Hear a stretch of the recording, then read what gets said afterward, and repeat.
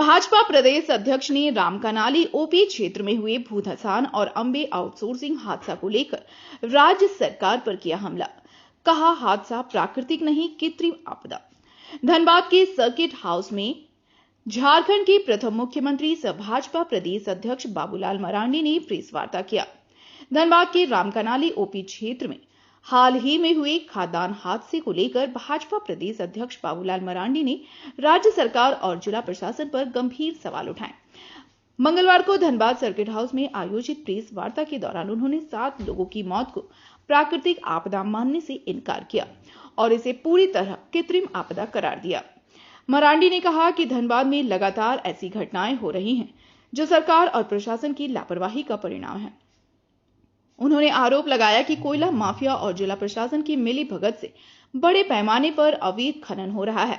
स्थानीय लोगों से मिली जानकारी का हवाला देते हुए उन्होंने कहा कि रोजाना 500 से 1000 ट्रक तक अवैध कोयला बाहर भेजा जाता है, जबकि हाईवा ट्रकों से वसूली भी की जाती है। भाजपा प्रदेश अध्यक्ष ने यह भी दावा किया कि अवैध खनन से होने वाली कमाई का 20 से 50 लाख रुपए तक का विभिन्न स्तरों पर बंटवारा किया जाता है। उन्होंने कहा कि जिस इलाके में हादसा हुआ वहां अब भी करीब 50 घरों में लोग खतरे के साए में जी रहे हैं। ऐसे परिवारों का तत्काल पुनर्वास होना चाहिए। मरांडी ने स्पष्ट चेतावनी दी कि यदि सरकार और प्रशासन इस दिशा में ठोस कदम नहीं उठाते तो भाजपा आंदोलन करने को बाध्य होगी।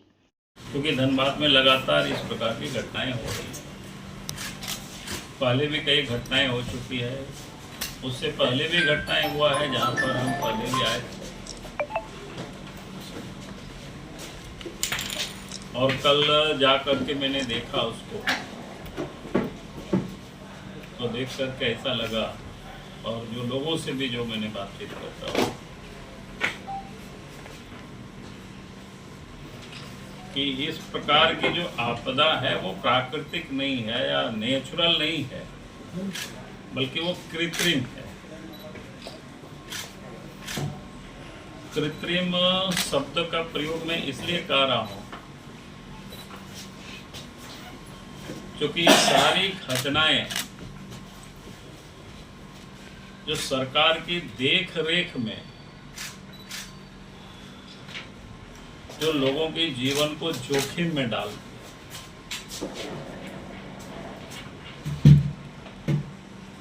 जिस प्रकार से कोयला माफिया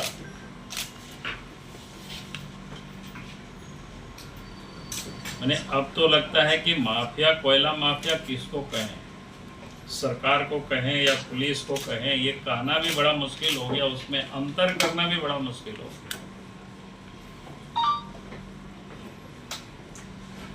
और धड़ल्ले से यहाँ पर कोयला की लूट हो रही है। मैं कल से आज तक अनेक लोगों से मैंने बात करने की कोशिश की और समझने की कोशिश की।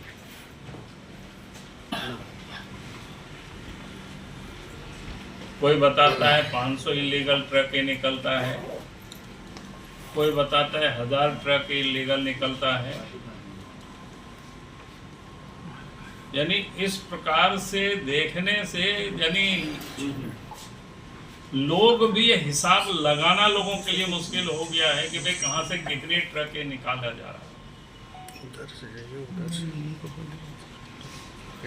और यहाँ तक जो पहले बंद पड़े खदान को भी हमने को कई लोगों ने वीडियो भी दिखाया।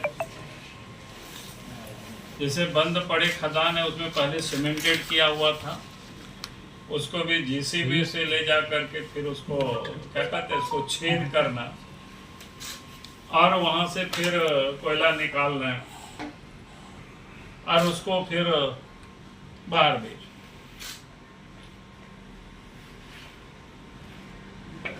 और उसके बाद यहाँ तक लोगों ने मुझे बताया कि हमारे उसमें भी कोई एक रोकता नहीं, समझ में नहीं आया। मैंने कहने का मतलब जिससे जितना जिस प्रकार से लोग पकड़ते हैं या बनाते हैं, तो बोला कि यहाँ पर धनबाद में 20 लाख से लेकर के 50 लाख तक महीना में, यानी कारोबारियों को भी देना पड़ता है। कारोबारी मतलब जो 2 नंबर के कारोबार करता है, और जितना कोयला आप निकाल सकते हैं, बेच सकते हैं, बेचो। और ट्रक से भी अलग वसूला जाता है, या जेसीबी से, इसको क्या बोलते हैं, पर जेसीबी, उसको क्या है, उसको जेसीबी हाईवा। तो ये अपने आप में आज जो धनबाद जिला में जो घटनाएं लगातार हो रही है, उसके पीछे का ये बड़ा कारण। हमने कोल इंडिया के पदाधिकारियों से बात की,